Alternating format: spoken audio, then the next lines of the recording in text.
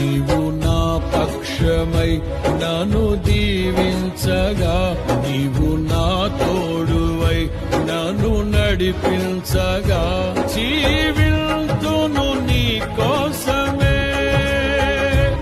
ఆశ్రయమైన నా యేసయ్యా. అతి పరిశుద్ధుడా స్తుతి నైవేద్యము నీకే అర్పించి కీర్తింతుము. నీవు నా పక్షమై నన్ను దీవించగా, నీవు నా తోడువై నన్ను నడిపించగా, జీవింతును నీ కోసమే ఆశ్రయమైన నా యేసయ్యా.